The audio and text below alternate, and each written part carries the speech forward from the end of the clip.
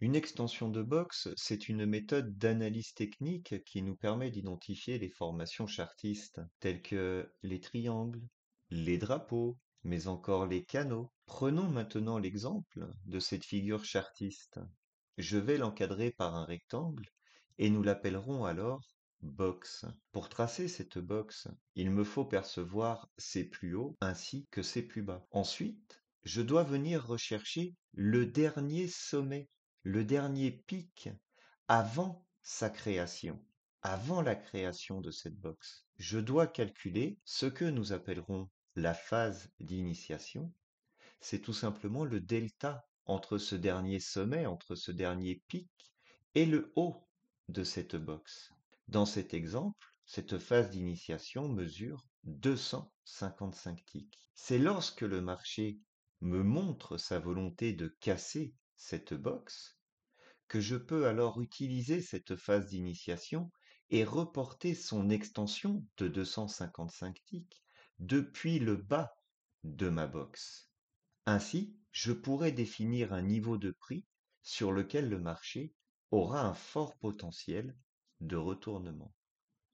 Je peux alors tracer cette zone qui me servira soit de take profit, si j'aurais initié des positions vendeuses tout au cours de son mouvement baissier, soit de prise de position acheteuse lorsque le marché atteindra ma zone de retournement.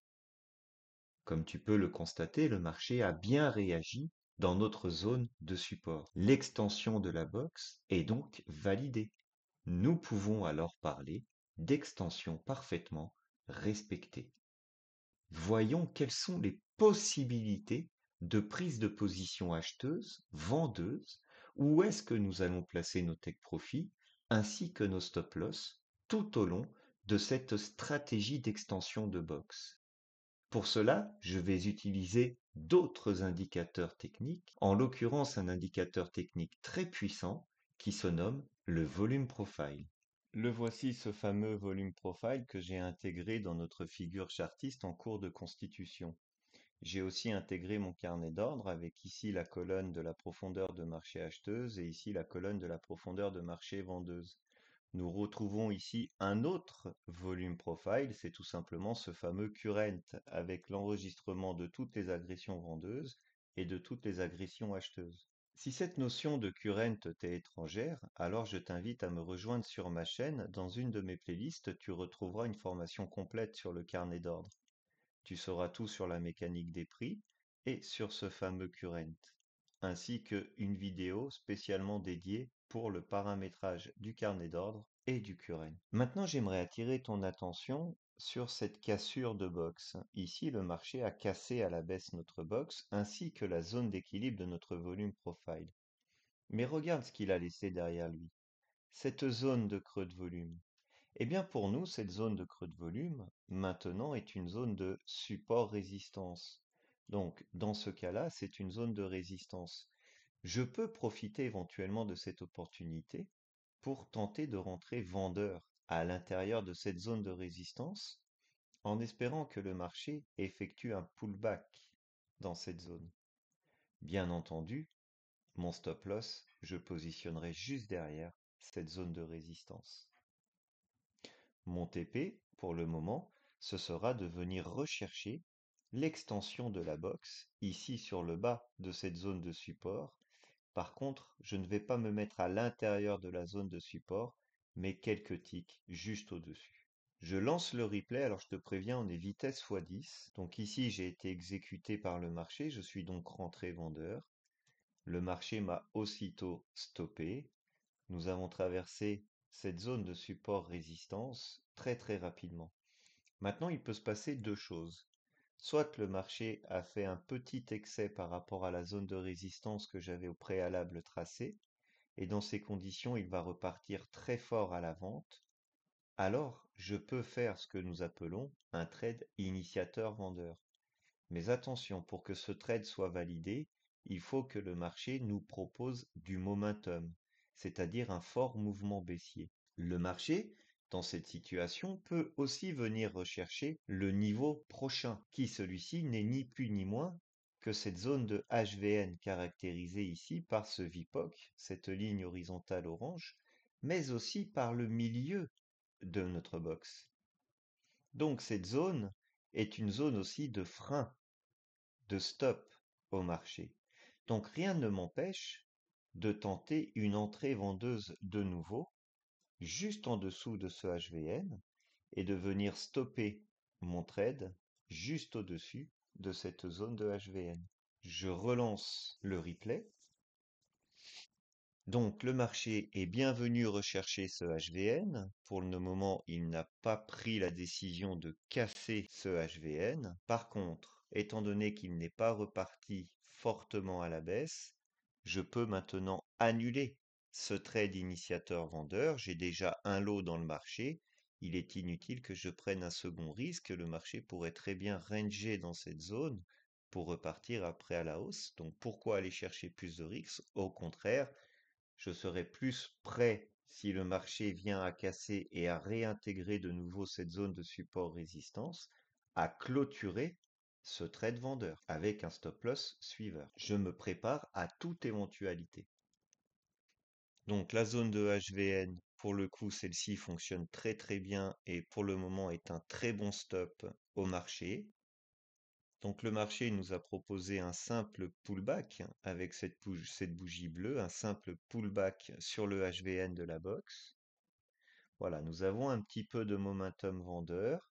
Regarde bien ce qui est en train de se passer aussi bien ici dans le current que là dans le volume profile, car je te rappelle que ces lignes horizontales grises, c'est tout simplement le cumul entre les vendeurs agressifs et les acheteurs agressifs. Ces chiffres ici que nous retrouvons à l'intérieur du volume profile, c'est le delta, c'est la différence entre les acheteurs agressifs et les vendeurs agressifs. Donc si ce chiffre est rouge avec le signe moins, c'est tout simplement que sur ces niveaux de prix, nous retrouvons beaucoup plus de vendeurs agressifs que d'acheteurs agressifs. Tu l'auras bien compris, si le chiffre il est bleu, c'est qu'il est en faveur des acheteurs agressifs. Donc j'attire ton attention sur ce creux de volume qui a été généré par le marché. Cette zone de creux de volume devient alors une zone de support-résistance. Donc je peux la tracer comme ceci. Éventuellement, nous pourrions rejouer exactement le même style de trade que nous avions tenté au préalable, toujours dans l'optique d'aller rechercher cette zone d'extension de box, c'est-à-dire de jouer un trade vendeur passif sur ces niveaux de prix. En même temps, j'attire ton attention. Le marché est en train de nous proposer un fair value gap, une imbalance, une zone de déséquilibre. Nous avons le plus bas de cette bougie. Si le marché ferme aussi bas, ça veut dire que la troisième bougie va ouvrir plus ou moins sur ces niveaux de prix. Nous aurions bien un fair value gap, une zone d'imbalance de déséquilibre entre ce point bas et ce point haut de cette future bougie. Je suis un petit peu dans l'anticipation tout en préparant ce trade passif. Il faudrait alors que le marché vienne rechercher cette zone de fair value gap. Nous avons bien un fair value gap qui s'est manifesté entre ce bas de bougie et ce haut de bougie. Donc maintenant, pour que je sois pris avec mon deuxième lot au marché, pour que je sois exécuté ici en tant que vendeur, il faut que le marché vienne refermer ce fair value gap.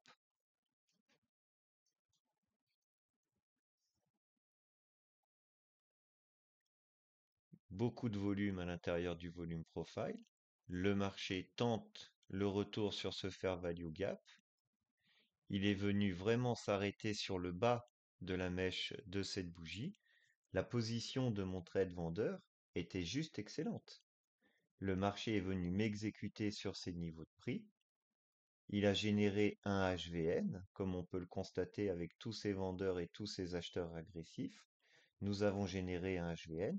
Ce que nous cherchons maintenant, c'est de nouveau du momentum qui va être lui à son tour généré par une entrée des vendeurs agressifs, mais aussi par des stop-loss de tous ces acheteurs. Si ici, à l'intérieur de tous ces acheteurs agressifs, nous avons une majorité d'acheteurs qui sont rentrés au marché, alors ils n'auront pas le choix d'en sortir que par un stop loss. Et un stop loss, c'est un trade agressif. Ici, il sera considéré comme un trade agressif vendeur. Donc, nous allons retrouver du volume vendeur.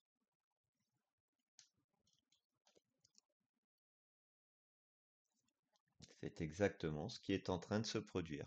Tout ce momentum, tout ce mouvement dans cette bougie, c'est aussi des vendeurs agressifs qui poussent le mouvement à la baisse, mais ce sont aussi beaucoup d'acheteurs agressifs qui viennent de fermer leur position en perte. Donc ce sont bien une majorité de stop-loss que nous retrouvons dans ce mouvement vendeur. Par contre, il me faut, moi, maintenant, après avoir établi cette zone de support-résistance, d'avoir rentré un deuxième trade vendeur au marché, repositionner mes stop-loss.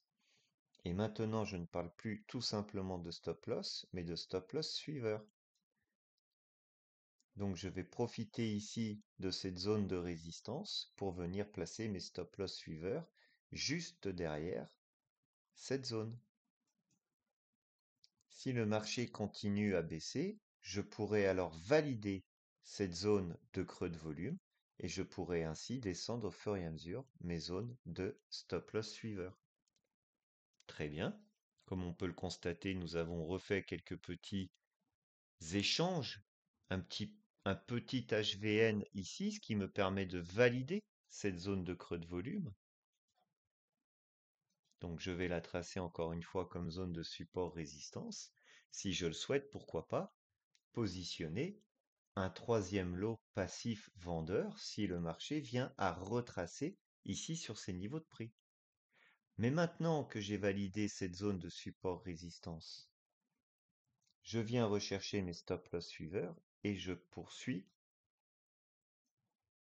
leur descente, ce qui améliore toujours ma prise de position vendeuse.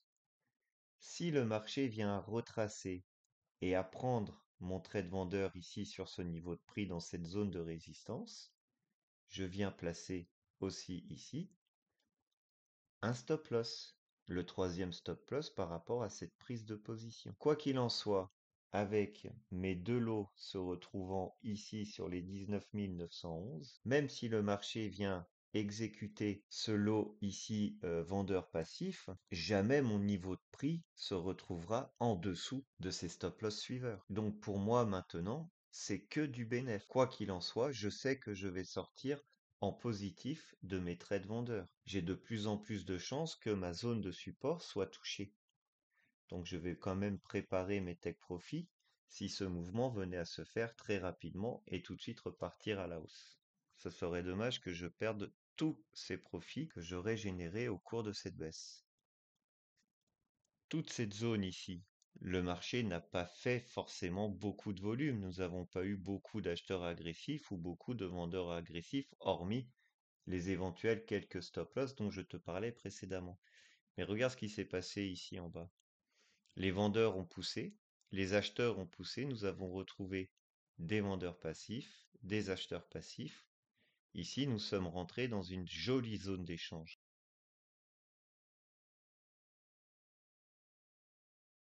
Ok, mon troisième lot a été validé, comme je te le disais précédemment. Maintenant, le niveau de prix moyen après l'exécution de mes trois trades vendeurs se retrouve à 19 903.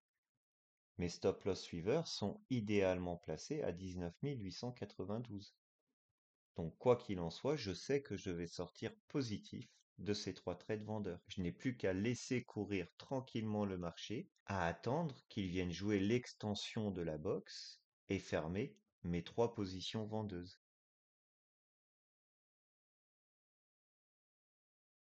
Le creux de volume joue parfaitement son frein, son stop pour le retour à la hausse.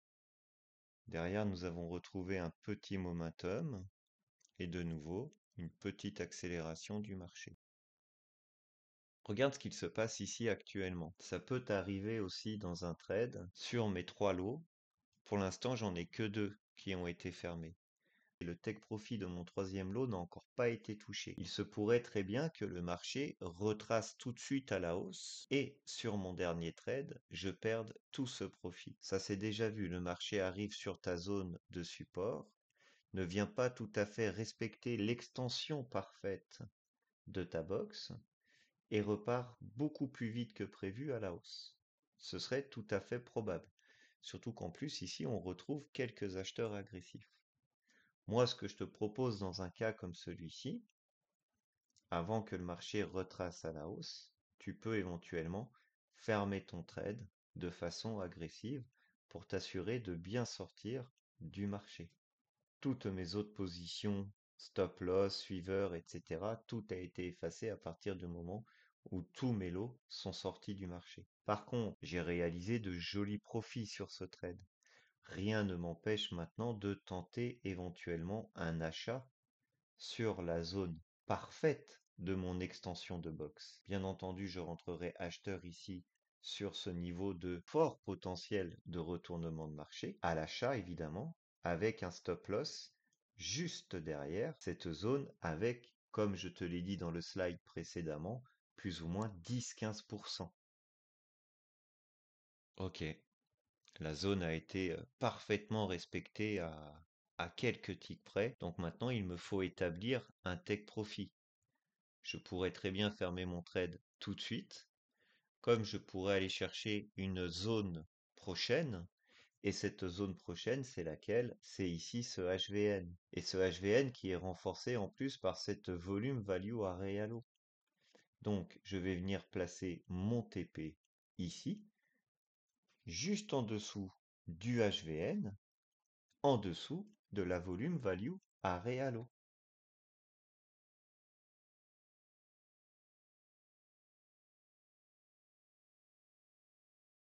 Nous voyons que cette volume value à Realo est en train de descendre au fur et à mesure que le marché est en train de générer du volume ici en bas sur ces niveaux de prix. Donc pour l'instant, le mouvement est en faveur des acheteurs. Mais j'ai tout aussi peur que le marché vienne se stopper sur cette VV Halo. Donc je peux prendre mon take profit et le descendre de quelques ticks afin de jouer éventuellement un rebond vendeur sur la VV Halo. De telle façon, j'ai sorti ma position acheteuse. Mes trades se sont bien passés. Le premier trade, malheureusement, nous avons été rapidement stoppés suite au pullback, non pas sur le bas de la box, non pas sur la zone de résistance, mais le pullback sur le HVN de la box, sur le HVN de la zone d'équilibre. Ensuite, le marché nous a montré un joli mouvement vendeur, laissant derrière lui ce joli volume profile, nous proposant plusieurs petits creux de volume délimité par de petits HVN. Eh bien, ce volume profile tel que le marché nous l'a proposé, c'est typique d'un mouvement directionnel. J'espère que cette vidéo, en tout cas, te permettra d'optimiser tes prises de position, que cette stratégie sur l'extension de box va beaucoup t'apporter sur tes analyses des mouvements, des marchés sur lesquels tu trades. Si tu souhaites que nous analysions ensemble d'autres stratégies, n'hésite pas à me le faire savoir dans les commentaires. Tu peux aussi me joindre par mon adresse mail que tu retrouves ici dans la description de cette vidéo. Maintenant, je te souhaite de bons trades et à plus tard pour une prochaine analyse.